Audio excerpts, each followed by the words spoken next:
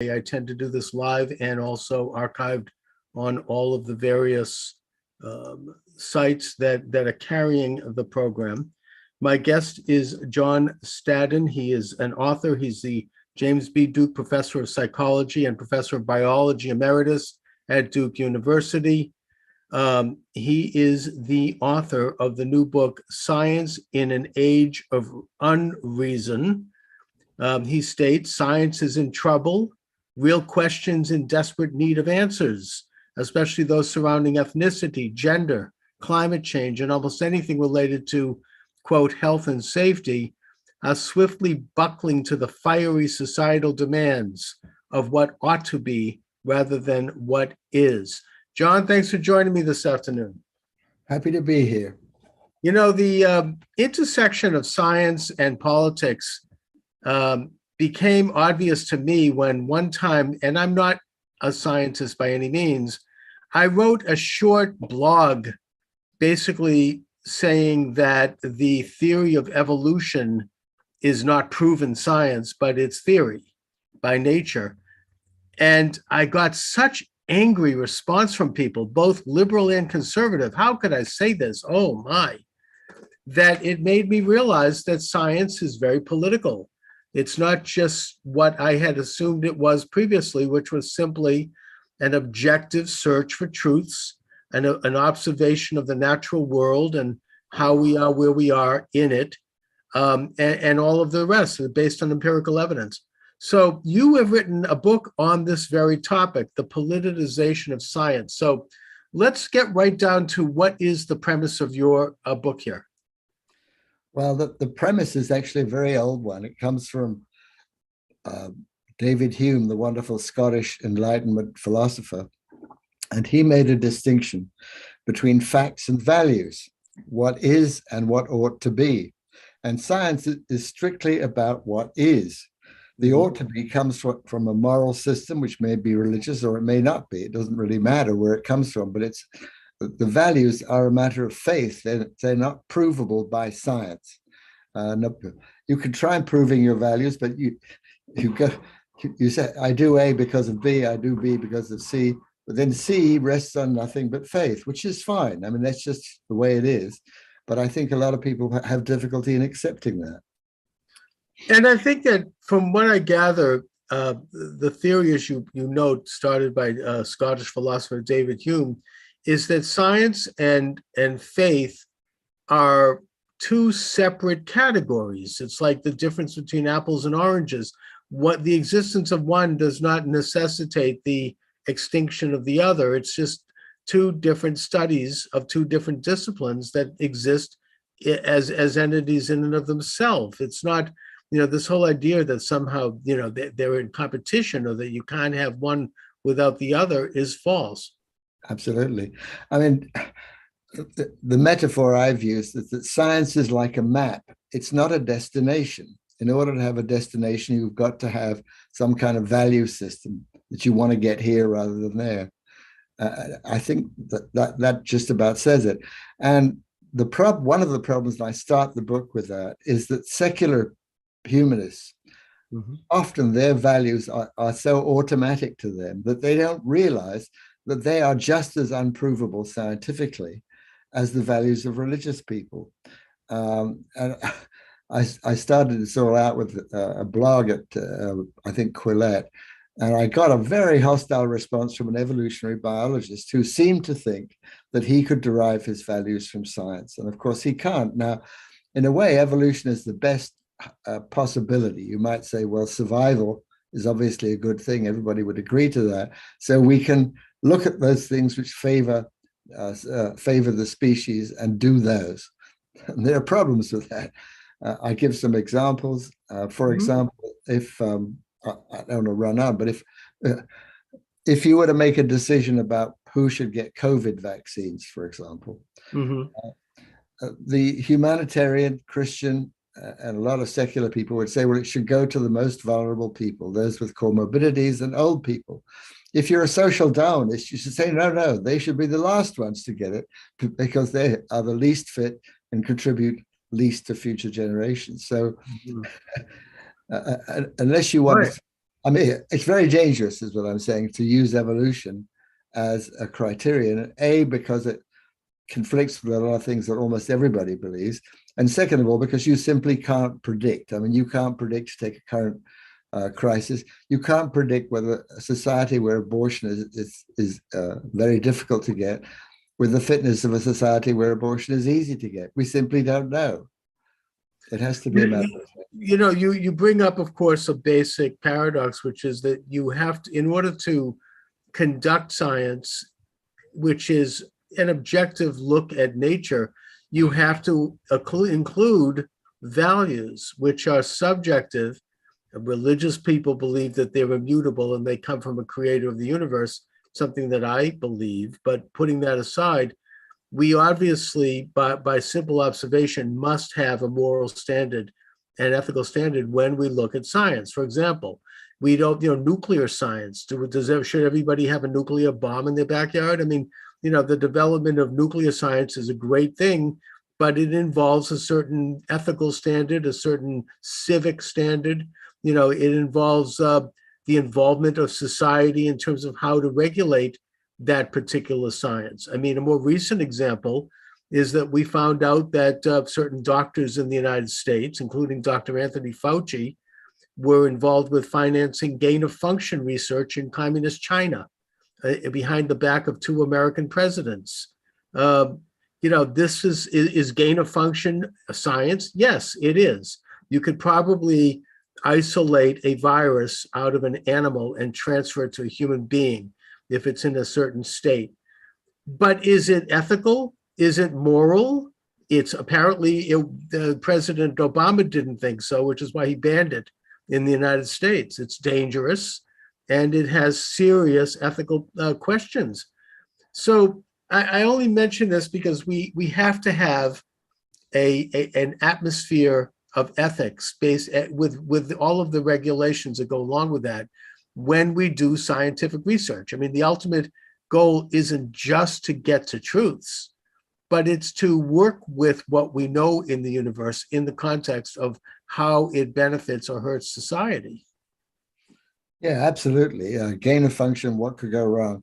I mean, this is, in a way, more of a technology. This particular example is more of a technology issue. Should we make X, Y, or Z? Should we make nuclear weapons? Should we make gain of function viruses? Yeah, I agree with that. But there are also values involved in doing science. I just read a little paper called The Faith of Science, which I laid out what in a way is obvious, although I couldn't find anyone who'd stated it quite that way, that in order to do something, including science, you have to have some values. And in order to do science, you have to, for example, believe that nature is orderly, that there's value in finding out what that order is. You have to believe, in other words, in a single truth. A lot of my humanist colleagues, of course, don't believe in that. They believe in something called standpoint epistemology. So you have your truth, I have mine. That's absolutely antithetical to science, as well as, of course, a bad recipe for harmony in the academy. Everybody has their truth. But that's also something that's an unscientific view, and it's embraced by different philosophies that believe that man is the source of reality, not an immutable outside force, whether we call that God or we call it nature and nature's God, as Jefferson put it. And that therefore anything that you think is true. It doesn't matter. And to say otherwise is being somehow prejudiced against you. And that runs completely contrary to what we know to be science, which is an objective understanding of that which is true. Yeah. The thing is, I think, we know science is a relatively recent invention, and not all cultures are sympathetic to it. I give an example in the book of a Brahmin Indian who was given a microscope by a British colonialist. This is in the 19th century. This is a highly civilized man, a very bright man, and he was horrified by what he saw, and he gave it back. He said he couldn't stand it. So there are cultures that have that feeling. Some views of the Islamic religion argue that it does not believe that there is a fixed universe. Rather, the universe is capricious. It depends on the will of Allah and so on. And if that's true, then of course doing science under those conditions is essentially impossible. Right, and I don't mean this to sound chauvinistic, but in a sense, for whatever reason, Western civilization embraced the idea that there are immutable truths and that there is immutable ethical and moral laws that exist outside of the manipulation of man, that they can't be invented, that in a sense there are abstract truths which are as true as concrete truths, and that maybe this is why we have advanced as a civilization, whereas other cultures haven't. And again, I don't mean that in a chauvinistic way, because any culture can embrace truths if they choose to, just like any individual can embrace truths, because truths are true. And right, I mean, they apply to everyone equally. You question, apparently, I'm looking at your the information here. You ask, was Darwin wrong, or was he just misunderstood? Well, yeah, I have a long section in the book on dealing with two issues. One is, can you derive morals from evolution? And I just said a little bit about that. I don't think you can. Very dangerous to even try. And the second is, I think popular Darwinists like Richard Dawkins and so on present a too simple view of Darwinism. And if I take a couple of minutes to summarize what I mean. Evolution is the interaction of two forces. One is selection, natural selection, that certain phenotypes, bodies, behavior, and so on, certain phenotypes are selected. The other side is variation, where the pool of things that selection acts upon come from. Now, what I might call radical Darwinists like Richard believe that variation is small and random. The variation from one set of parents to their children and so on is small and random. And if that were true, yes, indeed, selection would be the main engine that drives evolution. But there are a couple of problems with that. One is the variation occurs at the gene level, at the genotypic level, and it may be small. It's not, in fact, completely random that there are correlated hitchhiker genes and so on. There are all sorts of little constraints on it. But the bigger point is that although the variation in the genotype may be small, the variation in the phenotype may not be. In other words, you get snakes with two heads. That's not that infrequent. That's a big change from a relatively small change in the genotype. So the question is, how much structure is there in that variation? Some people, a guy called Goldschmidt, for example, thought that it was directional, it is guided by a purpose.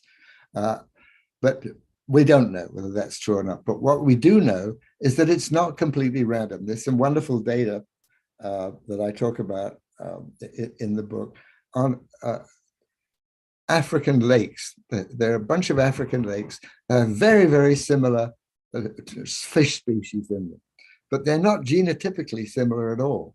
And yet these lakes have evolved essentially the same types without any interaction between them. The fish jump from one lake to another.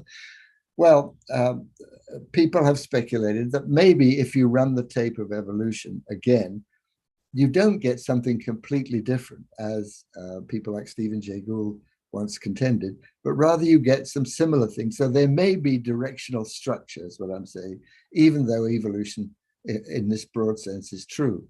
And that's worth emphasizing for people who think that somehow Darwinian evolution is contrary to religion or whatever. I've never been able to really make sense out of the Darwinian theory, only in that it seems to me that you cannot have one species pop out of a superior species, or as Darwin said, race, pop out of another. And, if you run on that premise that this could happen in nature, and it has never been proven, even today, after who knows how many millions of hours of research and money and evidence trying to look into it, then what they're saying is basically that one group of species, or even within the human species, is superior to another. And that runs contrary to the biblical understanding, which I actually think is, I wouldn't say more scientific, but I would say more true, but it involves a supernatural element that is outside of science. And that is that all men and women are created equal, that there are no superior groups of people. I mean, Darwin was very into race theory. I mean, he believed that the Aboriginals of Australia were closer to the baboon than the human being. He believed Scottish people were inferior to the English, right? There's including David Hume. I don't think so. Yeah, I mean, I'm just saying that this was, and if you look at the logic of evolution, you could say, okay, some people are more evolved, or some groups of people are more evolved than others. But the point is, it's something that, to me, by basic observation, is false. Because, I mean, Darwin's partner, Wallace, proved he had a falling out with Darwin after he brought a Jivaro tribesman to England, and he was as a baby, and he was educated at Cambridge. He got a proper English education, and he was completely equal to any other Englishman. But, so it kind of proved that here was a man who came from what Darwin would consider a less evolved species of human, but it didn't prove to be the case. And we also could all cite examples. I know of several, I'm not going to mention names, of the children and grandchildren of very brilliant people, very evolved people who aren't so brilliant. I'm just saying that, it's just a simple observation proves that this theory is all wet. Yeah, the problem that faces us now, though, is that groups are not equal in socially valuable qualities. I mean, there's a huge fuss about the racial disparities, for example. Right. And that's not to say the people in the groups aren't all children of God and equally valuable in a moral sense, in a civil sense, and so on. But the fact is, for example, I give an obvious example. Take higher mathematics, for example. If you look at the ability distributions of men and women, there are more men at the high end of the mathematical spectrum than women. And that should not be a controversial thing. And it of course, explains the fact that theoretical physicists tend to be male, nurses and caregivers tend to be female, and so on. And yet it caused the downfall of Larry Summers when he was president of Harvard. I remember that, yeah. And that, of course, is absolutely ridiculous. So I think we have to recognize the equal moral standing of every human being, and at the same time, the individual differences that are, in many ways, the strength of the species. I mean, Aborigines are much better adapted to succeed in the Kalahari Desert than you or I would be. And each species is each subspecies or variety, whatever you call it, has adapted to its particular selection environment. That's no reason to disparage anybody, but it's also no reason to deny the reality of human differences. Well, what you're talking about is a difference between adaptation and evolution, which is something that often evolutionists will confuse and use adaptation in place of. Obviously, if a person has darker skin, it's because they've been living for umpteen thousands of years in climates which have sun more intense, closer to the equator, so they need to shield themselves from the rays of the sun. Whereas if somebody is living in Scandinavia, they have lighter skin because you only have sun so many days out of the year, so they need to absorb the maximum amount of sun. Right. Those are adaptations. That's not an evolution. That doesn't make one group superior, which is what evolution is. Evolved. It says you've gotten superior to the point where out comes a new species. That's not the case. It's simply adaptation to different environments and different sets of circumstances. And I also think that you point out accurately that men and women are different. We're equal under the eyes of God and intellectually and mentally equal, but there are different ways of seeing things that lead to different sets of skills. Like women apparently make fantastic pilots because there's a certain ability to envision and see, and it's just that there are different sets of skills. certain people, groups of people are better athletes because of adaptation to mountainous terrain and other environmental factors have led to having stronger bodies and stronger legs than maybe other people, who don't have those kinds of challenges. So these are not a matter of evolution, which is that one is superior or more evolved. Well, let me stop you there, because superior implies a moral judgment. Mm. I mean, the fact that a small fraction of men are better at higher mathematics than women doesn't make them in any sense superior. They're just better mathematicians. The other thing is that adaptation can happen during the life of the individual or between generations. Small evolutionary changes are easy to demonstrate. Well, most obvious example is the different varieties of dogs. They were all produced by selection, okay? There was an interesting paper about the size of beaks of birds in the Galapagos. And during dry years, the birds with bigger beaks did better, and there were more of them. And so more birds with bigger beaks were born. That's natural selection. It does work. The big argument has been whether you get big changes, reptiles to mammals and so on. That's more contentious, much harder to decide. But as I say, if we were to understand more about how variation works, where this variation comes from, how is it directional or not, and so on, I think the solution to that problem will probably come from there. Okay, John Staden is my guest. The book is Science in an Age of Unreason, published by Regnery. John, you write about ethnic studies, Africana studies, women's studies, all these studies that came up. And, my sense is that these disciplines are sort of, I don't know, I guess you could say Darwinian, in that they really do believe that men and women and blacks and whites and ethnic versus non, that they are literally biologically different, which I don't accept.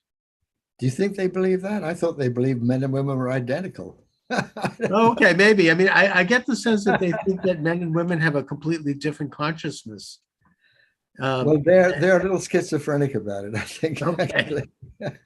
But I will say one thing about the idea of systemic racism, which I encountered years ago and wrote something about, because it seemed to me completely unmeasurable and therefore probably a fallacious idea. Well, just today, by coincidence, I was watching a talk, a professor of Africana Studies, as you mentioned, at Brown University, and she started with a definition of systemic racism, structural racism. And I thought, this is really interesting. I can at last find out what this is. And I have it up here. I wanted to read it to you so you can judge what sense it makes. So here's the definition: structural racism. Structural racism in the US is the normalization and legitimization of an array of dynamics. Got that? Array of dynamics? Array of dynamics. Yeah, right. Historical, cultural, institutional, and interpersonal that routinely advantage whites while producing cumulative and chronic adverse outcomes for people of color. Now, are you clear on that? You got that? I mean, it's absolute nonsense. Yeah, I mean, it's word salad. And, when you strip it down, they are saying that I think black and white people are de facto different. And then it goes into the Marxist conspiracy theory of exploitation, which, look, exploitation can happen. It certainly obviously happened in slave times. You had a weaker population that was completely exploited by a stronger population. I mean, that's part of the we can learn from that. When people are deprived of freedom, the people who are doing the depriving can become depraved and become corrupted and evil. And you have an evil institution. I mean, that's a lesson that we can learn today. But it doesn't therefore mean that in this day and age, we have to define those things in such stark terms, to the point where our children are being taught that young black children are being oppressed by white children, and that young white children are enjoying some kind of privilege and therefore that both sides are bad basically, and that things like math and science are white oppressive things. Yeah. Yeah, so black children are told not to learn those. I mean, Yeah. because it's being acting white. Yeah. I mean, it's just criminal in a way. The problem is that slavery, which was a horrible thing, is constantly raised as somehow the cause of all of this. The problem is, my impression is, and I haven't studied this super carefully, but my impression is that the disparities between whites and blacks were diminishing until 1964 and the Civil Rights Movement. Indeed. And all of these special things that were done. So I think a case can be made. I like to see someone do it properly. That all the privileges, or not privileges, the steps that were taken to somehow help blacks have actually hindered them, because all of these measures have gotten worse. A lot of these measures, like two-parent families and so on, have gotten worse since 1964, where as the distance from slavery has increased, they have gotten worse. That doesn't make sense. It doesn't make a lick of sense to blame those things on slavery at this distant time. And I remember, I think Jason Riley, a black guy who writes for the New York for the Wall Street Journal, has a book which is called something like "Please Stop Helping Us," and I think he's right. I mean, at least there's pretty good evidence that he's right. That all of these social justice maneuvers that have been made have actually made the discrepancies, the disparities worse than they would otherwise have been.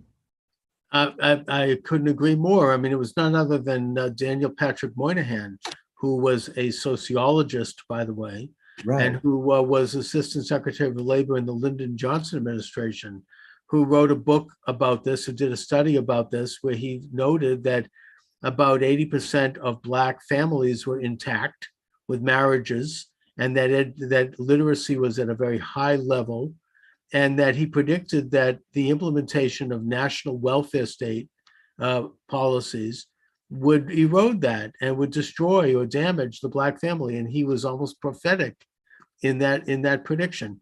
Now, I guess, I mean, it gets to a political question, which is that the people that have implemented these programs are not stupid people. They know what they're doing. I mean, is this, and they continue to do it.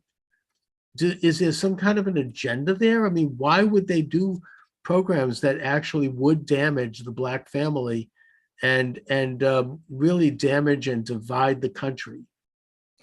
Yeah, it's a very good question. I'll say one thing before I get to that. The problem with the systemic racism is not just that it's meaningless, it's that it deflects attention, as Moynihan probably would have agreed. It deflects attention from the real causes of these discrepancies. The other, so that's a really, really bad thing about that idea. The apropos your point, why do these folks do it?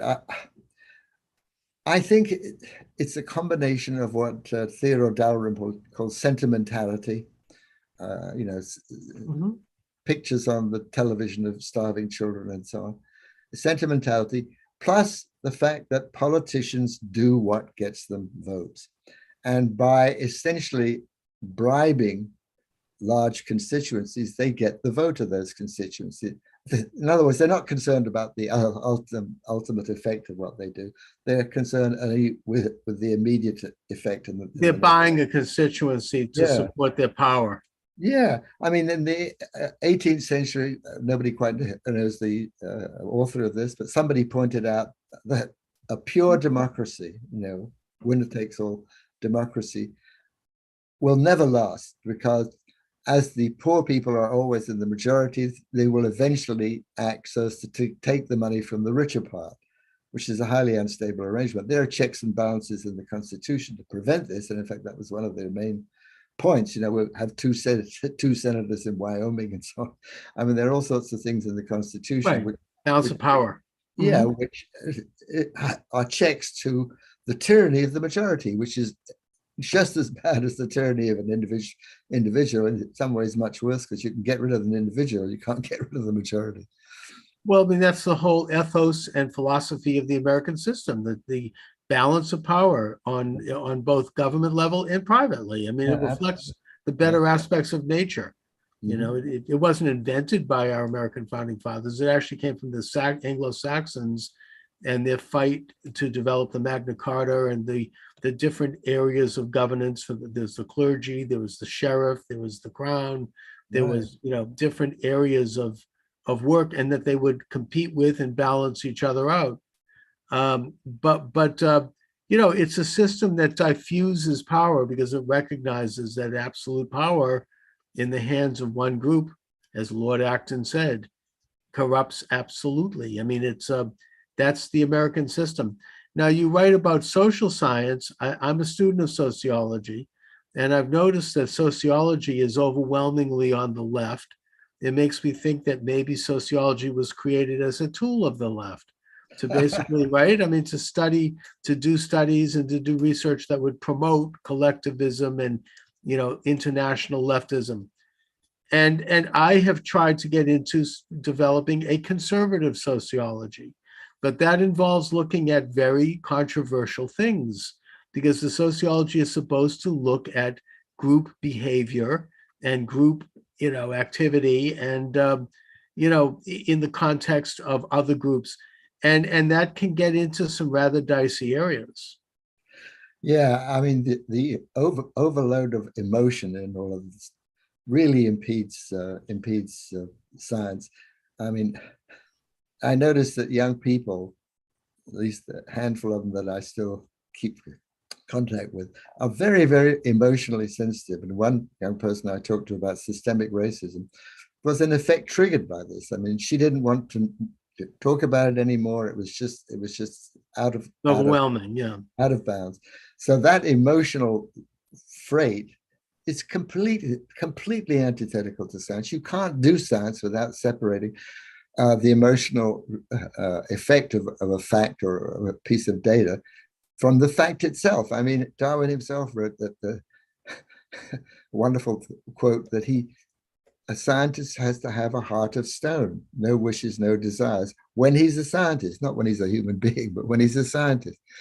Another problem I saw with sociology, I read about in the book, it's subdivided in a crazy way, which early scientists saw was a dangerous way to go. And the British Association, which was a British Science Association in 1900 or so, they had 2 or 3 or 5 divisions. I don't know how many. This is for all of science. And somebody suggested adding some new divisions. There was a lot of objection to it because of the weakening of criticism, among other things. I mean, the smaller the cadre of people in a division, the more limited the criticism will be. And what's happened in sociology and psychology, social psychology especially, is a huge increase in the divisions and the number of journals. So you've got totally in psychology and sociology over 100 divisions, okay, over 100 divisions. It's just for social science. And each of those has dozens of journals. So what you get is a sort of theatrical version of science. I write a paper, it's reviewed by reviewers, it's a peer review and so on, it gets published. But the reviewers are a self-selected group of people who agree on the bias, on one set of biases. So you have the appearance of science with peer review and all that, but the result is basically nonsense. And this has been proved several times. And the most famous example is the Sokal hoax, where this physicist, a local guy, I think actually, wrote a book called Transgressing the Boundaries, Hermeneutics of something or another, quantum gravity or something. It had it had the science in it was all accurate, but the argument was complete nonsense. And yet this was published without review. They thought it was such a great paper in a journal called Social Text. And more recently, a bunch of people have come out with grievance studies, a book about it and so on, where they publish many, many such things like this. In other words, something which a truly independent selection of reviewers would have immediately spotted as nonsense is publishable as long as you take the right political action, use the right jargon, and so on. You can get it published. So it's a total corruption of a large chunks of sociology. And I have to say, I have good friends in the Duke's sociology department, now retired, of course, and they were cheering me on when I wrote about this. I mean, they deplore all this as much as I do, and I'm not a sociologist. So it's this infinite subdivision has allowed the appearance of science to take over from actual science.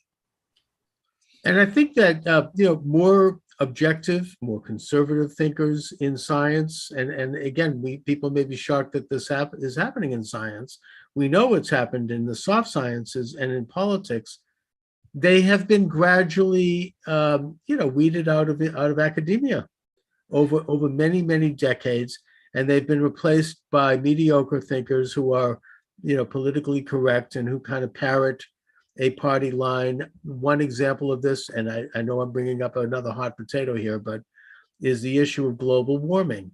Now, I don't doubt that there isn't climate change. I've talked to people off the record about this who tell me that there is climate change, but it's happening extremely slowly, like as in centuries. And it's not this thing like Al Gore with the, henny penny, the sky is falling, And they're scaring the hell out of our young people with that stuff, who are expecting that the world is about to implode over this, and they're basing it on computer imagings and projections that are not necessarily observable.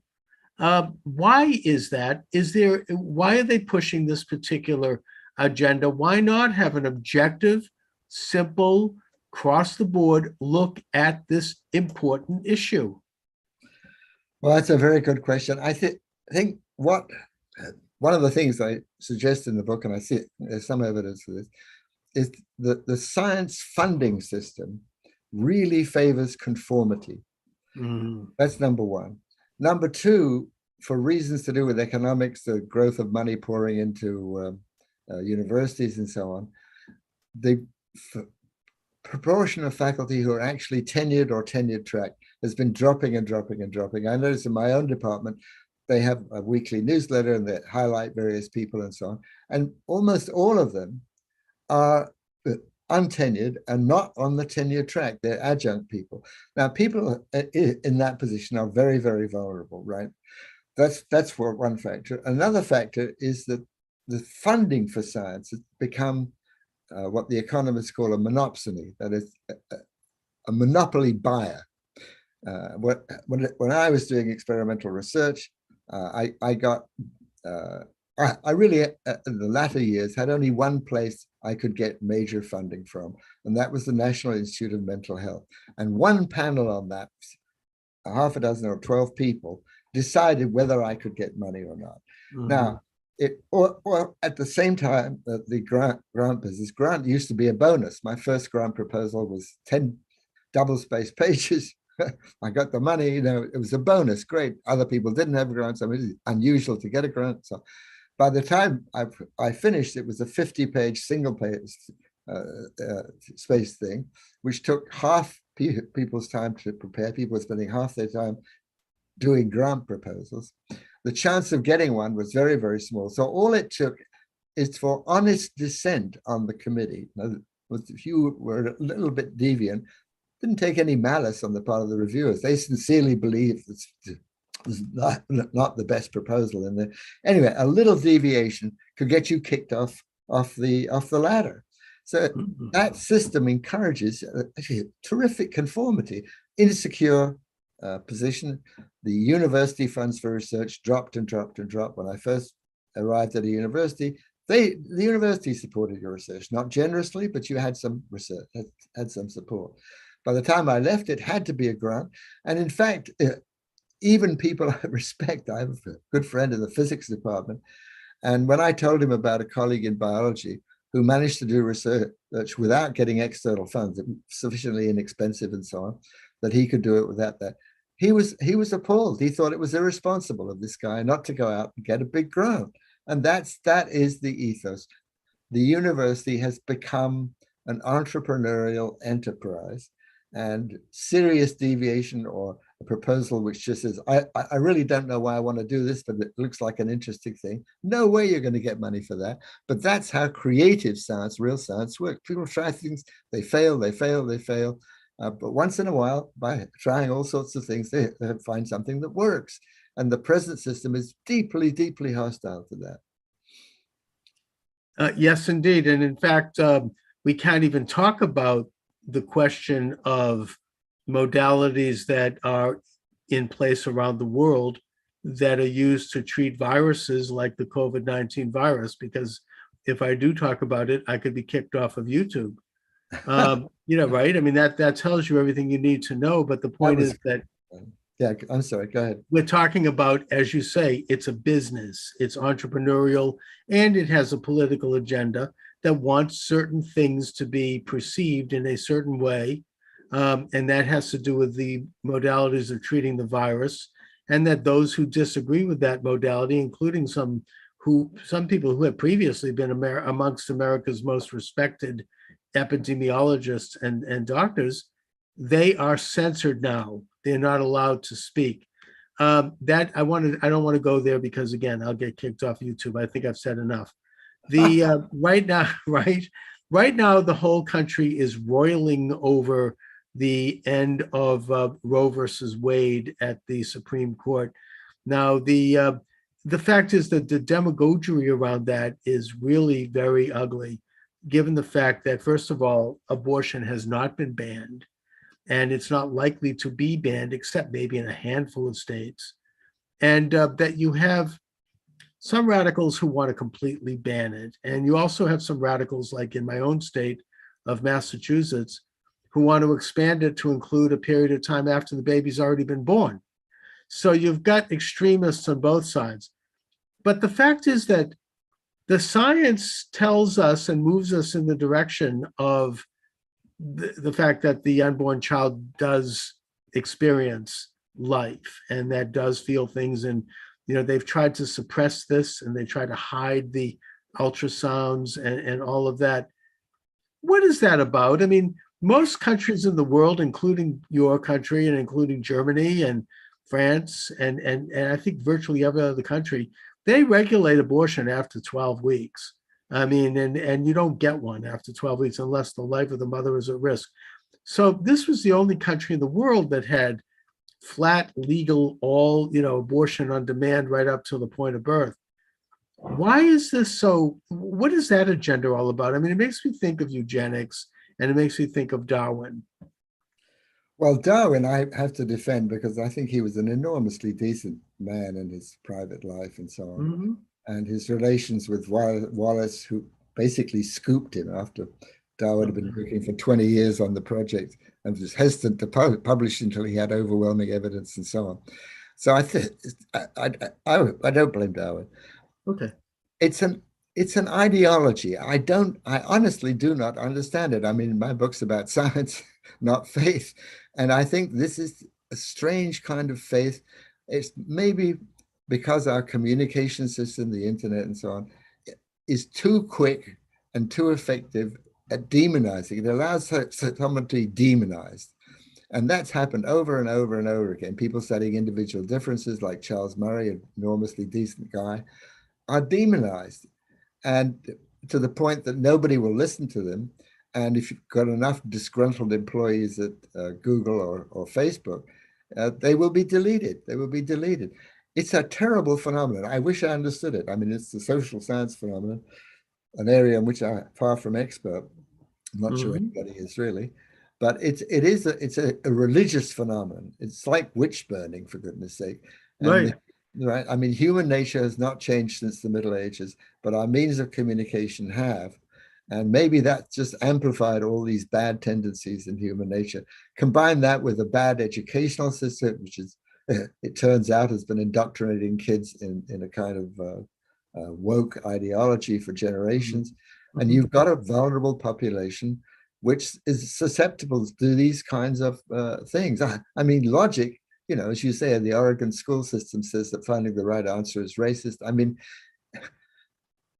why isn't why isn't there outrage at that? Why isn't the person who wrote that fired from his job as irresponsible? I mean, I don't know. I really don't know, Charles.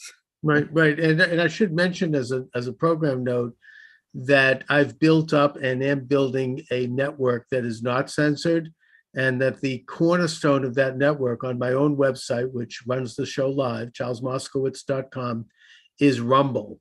And the reason that Rumble is not censored is because I pay for Rumble.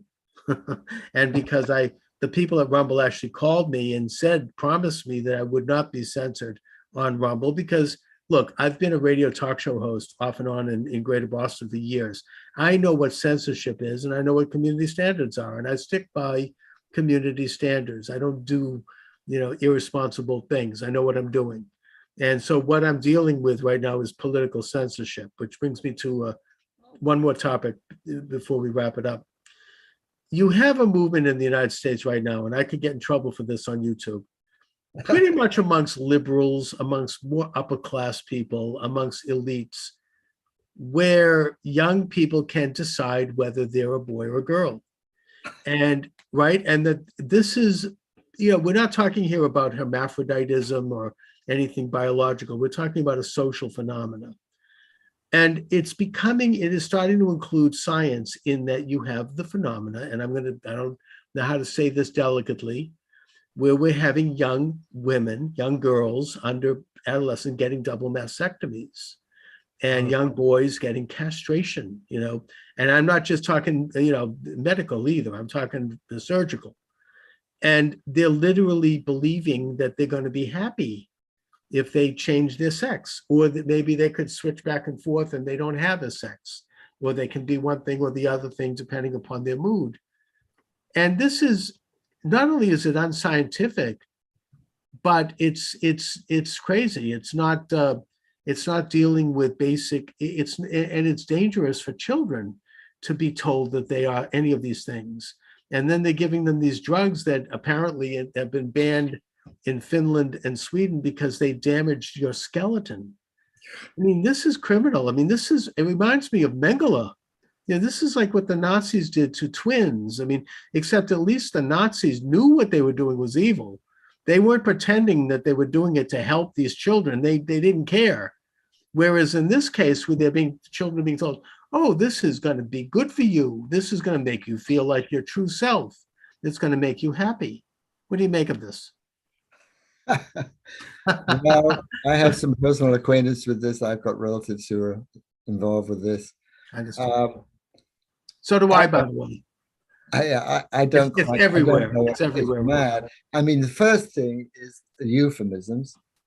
So this castration and mastectomy and so on is called gender affirming therapy, right? And this is being done by responsible pediatricians and hospitals. Yeah. And apparently, gender affirming therapy is cool, but conversion therapy, which is therapy to persuade a boy that he's a boy and a girl that she's a girl, that's regarded as evil. Well, first of all, what they're doing is conversion therapy. They're converting boys to girls and girls to boys. I mean, gender affirming care. You've got it wrong. That you have to get the phrase right. I mean, it's a pathology. It's a cultural phenomenon. I was just looking at an article by somebody called Carpen, which gives the statistics on the increase, the sort of exponential increase in people. Kids who want to change their. It's all over it's everywhere now. And by the way, if an adult wants to do it, if they want to live their life as the opposite sex, that's their business. Look, I'm not, that's up to them. I may think that I might look askance personally, but that's their business, and I respect that. But we're not talking about adults here. We're talking about pre-adolescent children. Unbelievable. I mean, it is absolutely unbelievable. Yeah, and again, I think it's a cult which has taken over. I don't understand why. There's an attack on white males just because they're white and male. I mean, it's all so grotesque. You can't even parody it because it's a parody of itself. Indeed, and I mean, my one theory on it, and it's a simplistic theory, and it's not only one piece of it, is that it might be a product of the internet and people's access to information, in the same way that QAnon is a product of the internet. The sort of, you can change your sex. I mean, these things are phenomena that are very recent and that have to do with the corrupt elements in mass media, which is why we need to learn how to look at the internet and what to do, not censor, but just to understand its context. Anyway, John, please let my viewers and listeners know where they can get your excellent book. Well, thank you. Well, Science in an Age of Unreason is available any place, Amazon, Barnes & Noble, and so on. I don't know if your local bookstore has it, but if you ask for it, I'm sure they'll supply it. They'll have to cough it up. Right. John Staden, I want to thank you for joining me. It's been a pleasure, and I hope to be in touch with you from time to time. Very interesting talk. You bet. Great to talk to you. Thank you very much, sir.